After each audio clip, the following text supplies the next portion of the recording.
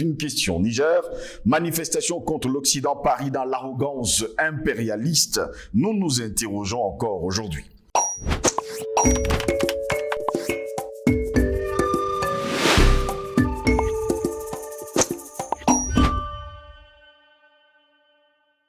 Mesdames, Messieurs, bonjour, bienvenue à toutes et à tous à cette autre édition de Parole panafricaniste. Eh bien, Mesdames, Messieurs, plusieurs milliers de personnes favorables au changement au Niger se sont rassemblées à Niamey devant l'ambassade française pour scander des slogans contre la France. Selon des spécialistes, ce discours anti-français n'est pas inédit et même en maturation depuis plusieurs années. La plaque de l'ambassade de France au Niger piétinée et remplacée par des drapeaux russes et nigériens. Plusieurs milliers de personnes ont manifesté devant l'établissement de la représentation française à Niamey au Niger à l'occasion d'un rassemblement en soutien aux militaires ayant renversé le président élu Mohamed Bazoum. Les manifestants ont scandé des slogans anti-français appelant au départ sans délai de toutes les forces occidentales au Niger avant d'être dispersés par des grenades lacrymogènes. Et bien des événements suivis par la réaction de Paris qui a menacé de répliquer de manière immédiate et intraitable à toute attaque contre ces quelques 500 à 600 ressortissants présents sur place. Mais comment expliquer cette réaction d'hostilité contre la France, quand on sait pertinemment que c'est depuis des lustres que les Africains demandent à la France de quitter le sol africain. Voilà pourquoi nous nous interrogeons. Niger, manifestation contre l'Occident, Paris dans l'arrogance impérialiste, nous nous interrogeons. Et pour répondre à nos questions, nous sommes avec Albert Anatola ici. Il est journaliste d'investigation et directeur de publication du journal Le Cactus. Albert Anatola ici, bonjour, bienvenue à vous. Bonjour à vous aussi, José Longos. Je dis bonjour aux techniciens, spécialement à Gérès qui se trouve derrière les machines. Je dis bonjour au top management de Panafricaniste TV. Bonjour à l'Afrique. Bonjour aux Africains de Mayotte qui vivent le génocide organisé par l'Hexagone, je parle de Paris. Vous êtes au courant naturellement qu'à l'instant où nous parlons, n'est-ce pas, du haut de cette tribune, il est en train de se déroule là-bas une campagne, n'est-ce pas, de stérilisation des jeunes filles noires, n'est-ce pas? Je crois qu'ils ont un problème, justement, avec les touristes des femmes noires. Et c'est de ce côté-là, n'est-ce pas, l'UNU n'a rien vu. L'Union européenne n'a rien vu du tout. Human Rights Watch, ils n'ont rien vu du tout. Comme je l'ai dit, je voudrais ici saluer et soutenir la révolution qui est actuellement en train de s'opérer du côté du Niger, tout comme je m'étonne justement du narratif, n'est-ce pas, de la diplomatie française, qui pour une fois s'offusque, s'indigne de ce que les emprises diplomatiques et consulaires de l'Hexagone ont été justement vandalisées par la population, n'est-ce pas, nigérienne. Je voudrais ici vous convoquer dans un événement factuel qui s'est déroulé dans le contexte toujours des manifestations. Tenez, je crois que c'était en 2019, il y a les entreprises de la diplomatie camerounaise qui ont été attaquées du côté de Paris, effectivement. Et pas très longtemps, il y a quelques semaines, vous avez les entreprises diplomatiques et consulaires du Sénégal qui ont été également attaquées du côté de Paris. Je n'ai pas vu Paris s'offusquer et convoquer la fameuse convention de Vienne qui oblige le pays hôte à assurer la sécurité de ces entreprises à la fois diplomatique et consulaire. Comme quoi, lorsque ça arrive aux ordres, ça ne nous intéresse pas. C'est quand nous arrive que ça devient un problème. Merci pour l'invitation. Très heureux de vous avoir, Albert Anatole, ici encore ce matin. Et bien du côté du Niger, ils étaient des centaines de milliers de personnes dans les rues pour demander le départ de tous les Occidentaux, on va le dire comme ça, de toutes les forces occidentales, commençons justement par la France. Comme je l'ai dit tout à l'heure dans ma première prise de parole, je salue et soutiens également la révolution en cours qui est engagée respectivement par les patriotes de l'armée nigérienne et ensuite par le vaillant peuple nigérien. Je crois qu'il était temps que le vassal au service de l'impérialisme occidental du côté Niger que vous appelez Bazoum, qui a été installé par Jean-Yves Le Drian et Macron pour justement davantage piller le Niger, était temps que ce vassal soit déchu. Donc nous saluons cette révolution. Comme je l'ai dit, ce qui se joue actuellement du côté du Niger n'est pas seulement le fauteuil de Bazoum. Ce qui se joue également là-bas, c'est à la fois les enjeux géopolitiques, mais surtout la survie du nucléaire à la fois de Paris, mais surtout de l'Union européenne. Je voudrais vous faire savoir que du côté du Niger se trouve une multinationale qui s'appelle Orano, qui exploite depuis 1960 l'uranium du Niger. Cet uranium qui permet à l'impérialisme arrogant de Paris, n'est-ce pas, d'avoir de l'électricité au travail du nucléaire. Mais en contrepartie, le peuple nigérien croule sous la pauvreté, la paupérisation, mais surtout dort dans l'obscurité, tout en buvant et avalant, n'est-ce pas, les débris radioactifs qui sont le fait, n'est-ce pas, des cette multinationales françaises qui achètent, n'est-ce pas, l'uranium du Niger à 5 francs CFA pour aller le revendre sur le marché européen à plus de 200 000 francs, n'est-ce pas? Ça veut dire que nous avons un problème. Cela, c'est le second enjeu de ce côté-là qui se joue également.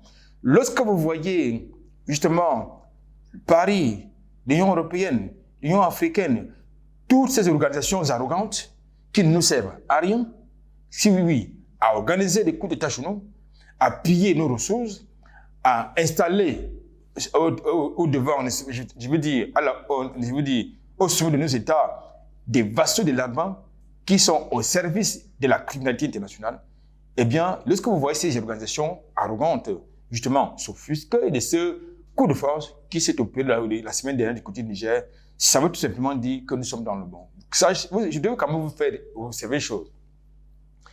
Lorsque ces gens, j'ai dit, ces impérialistes soutiennent quelqu'un, ça veut dire que c'est un bon vassal, un bon maître, un bon, n'est-ce pas? Bon élève?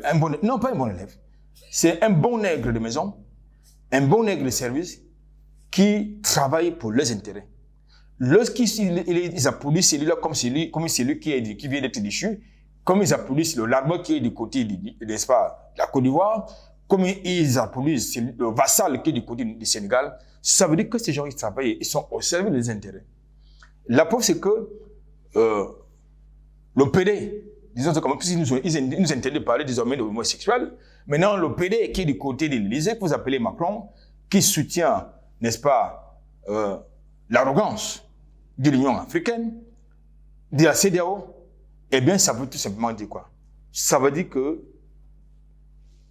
le coup porté contre le vassal qui est du côté du Niamey va également porter un coup fatal contre la géopolitique menée par l'Occident, principalement par les États-Unis, il ne faut pas s'en cacher, par l'Italie, par l'Allemagne, par la France du côté du Niger, qui ont un véritable contingent d'hommes armés de ce côté-là. C'est pour ça qu'ils peuvent se dire, ils peuvent menacer justement l'armée nigérienne en lui faisant comprendre que si d'ici une semaine, on ne réinstalle pas le vassal qui s'appelle Bazoum du côté du Niger, eh bien, la CEDEAO va prendre les responsabilités n'est-ce pas, de s'engager dans une opération militaire pour le réinstaller aux affaires.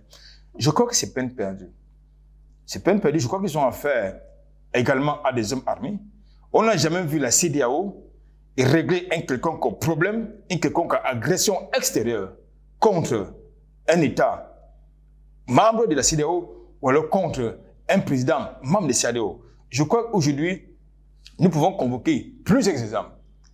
Parmi ces exemples, je pense qu'en 2011, lorsque, n'est-ce pas, Laurent Gbagbo est déchu par l'armée française sous Sarkozy, on n'a pas vu la CEDEAO lever son petit doigt. L'autre exemple, lorsque le président gambien a été déchu, on n'a pas vu, n'est-ce pas, la CEDEAO justement lever son petit doigt. Donc je pense qu'aujourd'hui, il confirme ce que nous avons l'habitude de dire, à savoir que l'Union africaine, c'est un machin, la CEDEAO, c'est également je veux dire, une organisation vassalisée par la France et qui n'a aucune légitimité, soit dit en passant. Dans le contexte des événements qui font l'objet de la thématique de ce matin, nous avons vu notre vassal faire office de médiateur du côté du Niger. Je parle de Mohamed Idriss Déby, n'est-ce pas, débarquer de ce côté-là, alors que lui, il est également illégitime, mais les vassaux qui sont du côté de la CEDEAO lui ont quand même le quitus de jouer les médiateurs. Je crois que il n'y a pas meilleure imposture que celle-là. Albert Anatole ici, parlons justement de la réaction de Paris. Eh bien, Paris, dans sa réaction, déclare haut et fort, de manière immédiate et intraitable, déclare que toute attaque contre ces quelques 500 et 600 ressortissants présents sur place, eh bien, seront suivies, on va le dire, de grandes menaces. Je voudrais, à la suite de cette déclaration de Macron, lui faire comprendre que désormais nous sommes engagés dans un principe de réciprocité, oui, en tout point de vue, qu'il le sache. C'est-à-dire que, à l'instant où nous tenons cette émission, je voudrais ici appeler les patriotes du Sénégal, les patriotes du Niger, les patriotes de Burkina Faso, les patriotes du Mali, les patriotes de la Côte d'Ivoire, du Togo, à soutenir la révolution actuellement en cours du côté du Niger. Si un seul cheveu d'un Nigérien, d'un patriote nigérien est touché, il faut qu'il y ait une révolution partout où se trouvent, n'est-ce pas, les intérêts de la France. Il faut le dire. Je ne suis pas en train de faire de la subversion. J'ai l'habitude de le dire et j'assume ce que je dis. C'est-à-dire que désormais, nous devons pouvoir établir le principe de réciprocité. Éventuellement, le principe de la terreur serait nécessaire. Il nous a souvent été dit que le panafricanisme, ce n'est pas la violence. Je voudrais leur considérer cela. Mais sauf que nos dévanciers ont été assassinés, ont été tués parce qu'ils portaient le discours de la non-violence. Le contexte n'est plus le même. Nous sommes en 2023, on ne peut plus désormais penser qu'on va continuer à utiliser les mêmes armes que nos dévanciers ont utilisées alors qu'ils ont été assassinés par les gens qu'ils combattaient avec le discours, non pas de la violence, mais de la non-violence. Il faut donc que Macron sache qu'il n'y a pas que le peuple nigérien qui est concerné par son narratif, et il y a toute la révolution, je dis bien, toute la communauté panafricaine est engagée et déterminée, mais tout debout, pour lui faire comprendre que si un seul patriote nigérien ou ailleurs, si le cheveu d'un seul patriote nigérien ou ailleurs est touché, eh bien, nous prenons nos responsabilités. Partout où les intérêts, où les Français se trouvent. Il faut que cela soit clair. Et j'assume ce que je dis. Je répète, je ne suis pas en train de faire de la subversion. Je suis en train de leur faire comprendre qu'ils n'ont aucune légitimité. Ils n'ont aucune légitimité pour nous tenir, pour être arrogants vis-à-vis de notre lutte, de nos peuples, de nos patriotes. Rien ne leur confère ce droit. Que ce soit Anthony Blinken, que ce soit Macron et les autres, rien ne leur confère ce droit. Donc je pense que, et j'invite tous ces patriotes mobilisés à soutenir, à rester focus sur ce qui se passe actuellement du côté du Niger, parce que le moment panafricain, la vague panafricaine est irréversible. Pourquoi cette ingérence justement de la France et de l'Occident dans les affaires africaines? Pourquoi justement commencer par faire des commentaires comme quoi il faudra réinstaller Mohamed Bazoum sur le fauteuil présidentiel? Mais c'est nous qui pensons que c'est de l'ingérence. Mais ils refusent de penser, de croire à cet instant que la nouvelle génération actuellement engagée dans le retour en souveraineté, dans la véritable indépendance de l'Afrique, ressemble à la génération qu'ils ont connue, que leurs ancêtres criminels ont connue, que leurs ancêtres génocidaires ont connue, que leurs ancêtres impérialistes ont connue. C'est-à-dire De Gaulle, qui fait office de modèle du côté de l'Hexagone, alors que c'est un criminel en ce qui concerne la conscience africaine. Lorsque Napoléon Bonaparte a réinstauré l'esclavage, la traite négrière, et qui constitue un modèle pour certains, alors que pour la conscience africaine, la conscience noire africaine, Napoléon Bonaparte, c'est un génocidaire. Donc, ils pensent, donc Macron et les autres, que nous sommes encore dans ce chemin. Ce qui n'est pas le cas. Non, nous pensons qu'ils sont mais eux, ils ne sont pas dans ces logiques. Dans ces logiciels, ils sont dans le logiciel de ce que le Niger, c'est leur plantation. Le Cameroun, c'est leur plantation. Le Gabon, c'est leur plantation. La Côte d'Ivoire, alors, c'est leur sous-préfecture, ainsi que le Sénégal. Donc, ils ne sont pas dans ces logiciels d'émancipation des peuples africains, je ne dis pas de la nouvelle génération. Je voudrais m'approprier le narratif de l'autre larban que vous appelez Macky Sall, qui a osé, n'est-ce pas, dire du côté de Saint-Pétersbourg que chaque génération a son combat.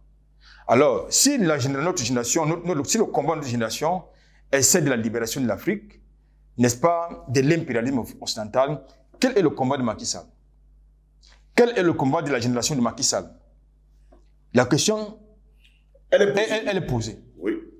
Donc, le combat de la génération de Macky Sall, c'est de continuer à soumettre notre continent sur l'impérialisme occidental, c'est continuer à soumettre le Sénégal sur l'influence d'un pays en décadence, en tout point de vue, qui s'appelle la France. Non, il faut arrêter ça. Il faut arrêter. Nous savons une fois de plus, et il nous a démontré, il y a quelques jours, du côté de Saint-Pétersbourg à Moscou, qui s'est inscrit du mauvais côté de l'histoire, Macky Sall. Donc, nous prenons acte. Et notre génération, et celle qui va nous succéder, doit également prendre acte de ce que nous avons sur le continent africain des individus que Paris, Washington et les autres ont placés à la tête de nos États pour nous vassaliser, pour assassiner nos peuples, pour emprisonner ceux qui s'engagent dans une dynamique d'émancipation et de libération de notre continent.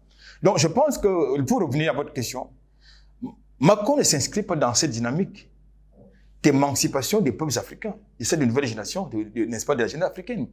Macron s'engage dans la dynamique de perpétuer, justement, la recolonisation de l'Afrique, de pillage de l'Afrique, de vous vendre du vent que vous appelez la démocratie et que les autres s'approprient et répètent comme un perroquet. C'est-à-dire la démocratie. Mais je voudrais ici leur faire comprendre, et ils le savent mieux que moi d'ailleurs, que ce n'est pas la démocratie qui a construit l'Occident. C'est pas la démocratie qui a construit l'Europe, c'est pas la démocratie qui a construit la France. Ce qui a construit la France, c'est l'esclavage, la traite négrière, c'est le pillage, c'est le coup d'État, c'est le mercenariat. Ce qui a construit la France et les autres pays de l'Union européenne, c'est la corruption. Donc, qui essaie de nous vendre du vent, nous ne sommes pas dans les concepts. En tout cas, moi, je ne suis pas un analyste des concepts. C'est quoi la démocratie? Sont-ils démocrates? Sont-ils démocrates? Macron est-il un démocrate?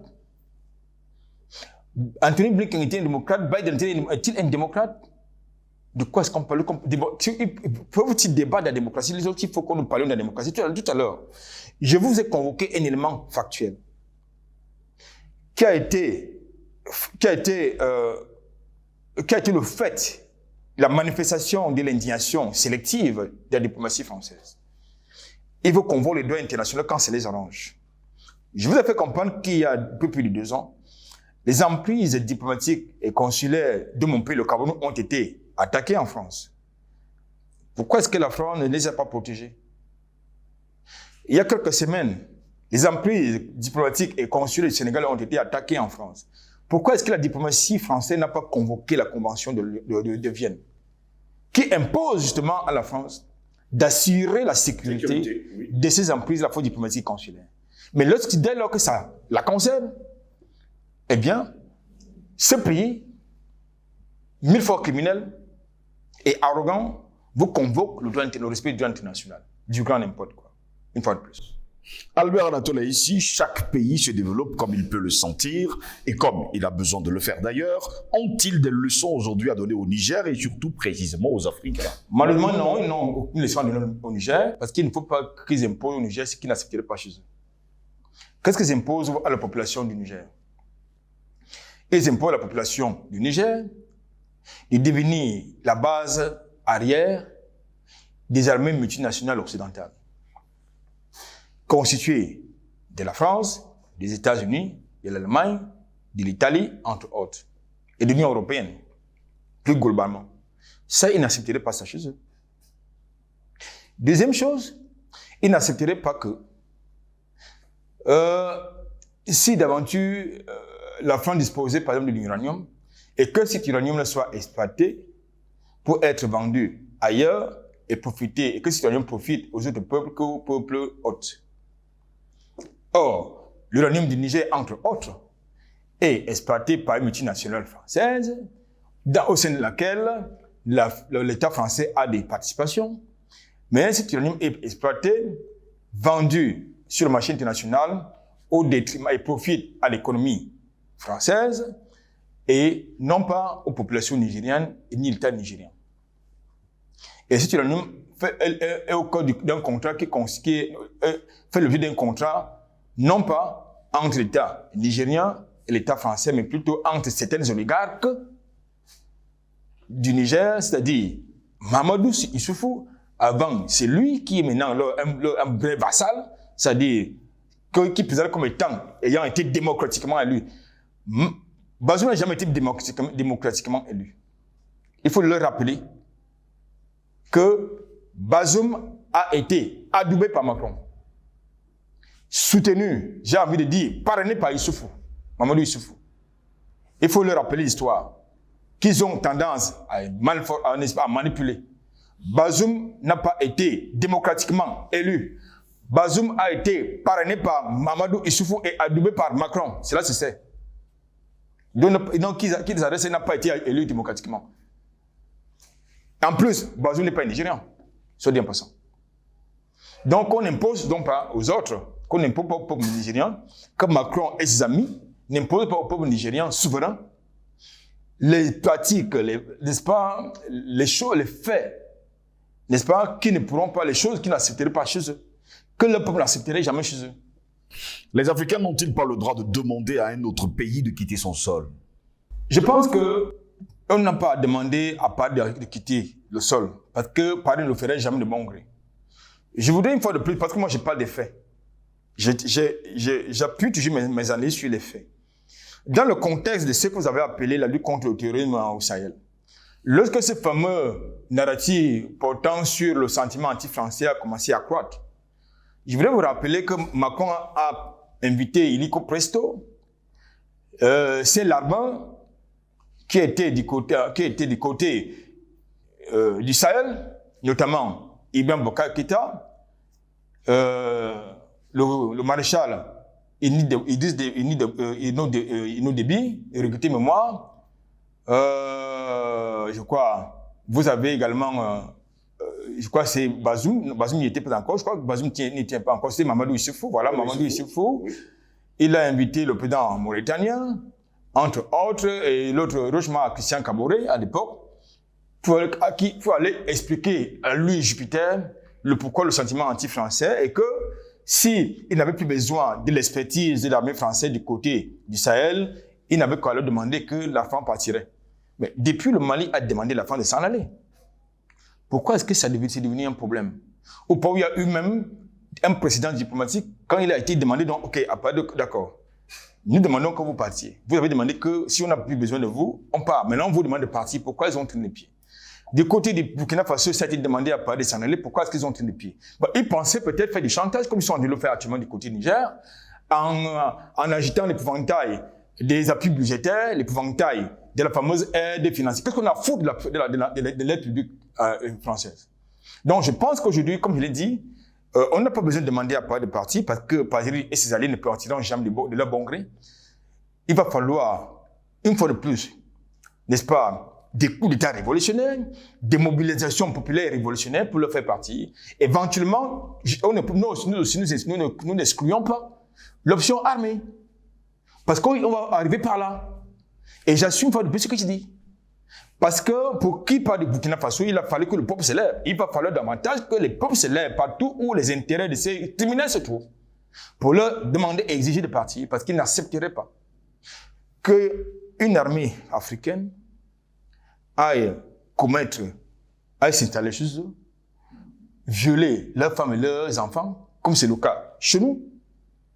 Donc, ce qu'ils ne peuvent pas accepter chez eux, ne doit pas l'imposer aux autres. Donc, nous avons le devoir de chasser ces armées, de chasser justement ces criminels de chez nous, parce que c'est chez nous et c'est pas le chez eux. Albert Anatole Haïssi, pour sortir justement de cette autre édition de Parole panafricaniste, une dernière question. D'après les informations que nous avons reçues au cours de cette nuit, les militaires actuellement au pouvoir du côté du Niger subissent des pressions de la part de la France. On leur promet même la mort. Je pense que ce sont des révolutionnaires. Une fois de plus, je veux dire à la France, à ses alliés, à ses collaborateurs de la CEDEAO que nous sommes mobilisés.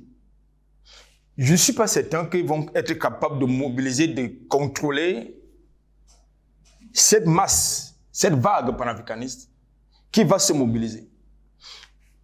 Je voudrais une fois de plus ici interpeller les patriotes du Nigeria, parce qu'il y a un qui vient d'arriver là-bas, qui soutient, n'est-ce pas, qui travaille pour les intérêts, non pas du Nigeria, ou de l'Afrique, mais qui travaille pour les intérêts du bloc occidental. C'est-à-dire des États-Unis, de l'Union européenne. Il y en a qui ont pensé que c'était un révolutionnaire. Non, c'est pas un patron, c'est pas ni patron ni un révolutionnaire. C'est notre vassal, Tinubu. Comment il s'appelle? Donc, c'est notre vassal. Donc, il faut que les populations nigérianes, du côté des Lagos, partout au Nigeria, s'élèvent contre cet imposteur. C'est important parce que c'est également un pion. C'est un pion occidental qui est placé là pour leurs intérêts.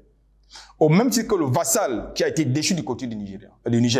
Donc, il faut que les patriotes de l'armée nigérienne qui se sont levés qui ont pris leurs responsabilités, restent mobilisés. Ils sont des révolutionnaires. Ils savent ce qu'ils doivent faire.